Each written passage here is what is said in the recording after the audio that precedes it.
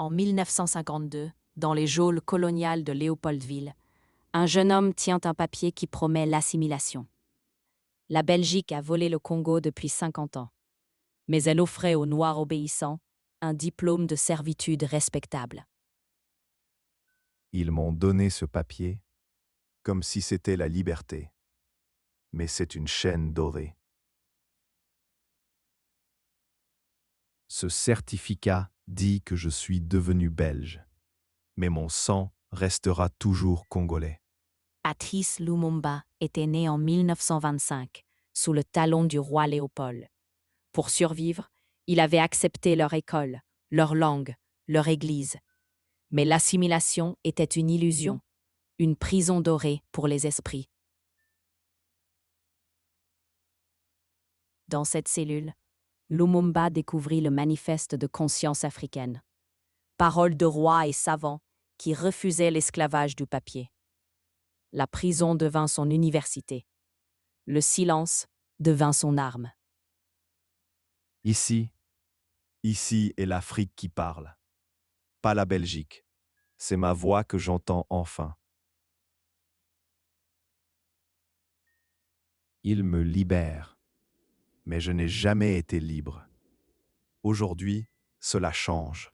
Quand on l'a relâché en 1953, personne n'imaginait que ce jeune homme avait lu dans les ombres, qu'il avait rencontré l'Afrique elle-même. Les Belges croyaient avoir dompté un serviteur. Ils libéraient un révolutionnaire.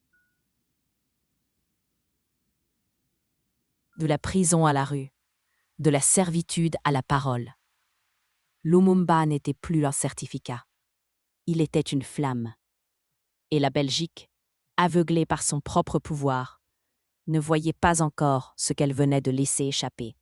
Regarde, celui-ci marche différemment. Il a quelque chose dans les yeux.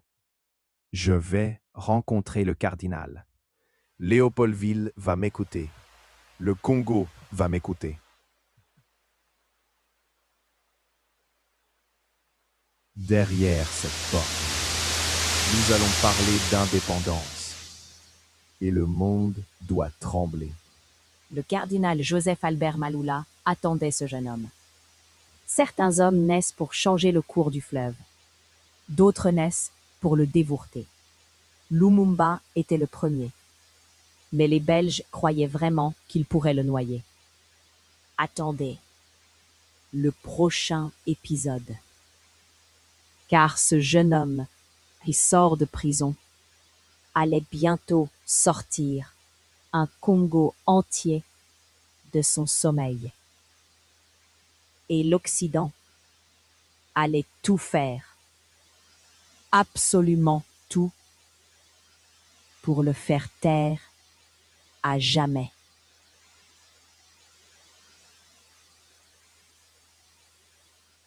En ce moment, dans l'ombre de cette église, un rêve africain naît. Un seul homme refuse le mensonge. Un seule voix osera dire non. Éminence, ce groupe chrétien, il doit devenir un parti, un vrai parti, qui unit tous les Congolais. Tu parles de politique, Patrice. C'est dangereux. Le mouvement national congolais, c'est notre arme. Sans violence, sans armes. Les Belges ne toléreront jamais un parti qui parle d'unité congolaise. Alors, ils découvriront que nous ne demandons plus la permission. Les papiers qu'ils distribuent sont simples, mais les mots qu'ils contiennent, ils réveillent un continent endormi.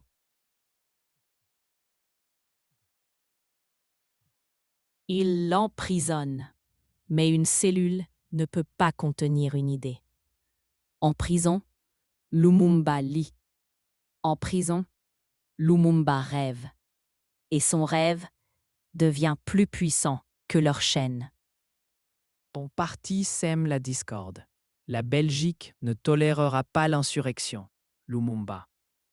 L'indépendance n'est pas une insurrection. C'est un droit humain.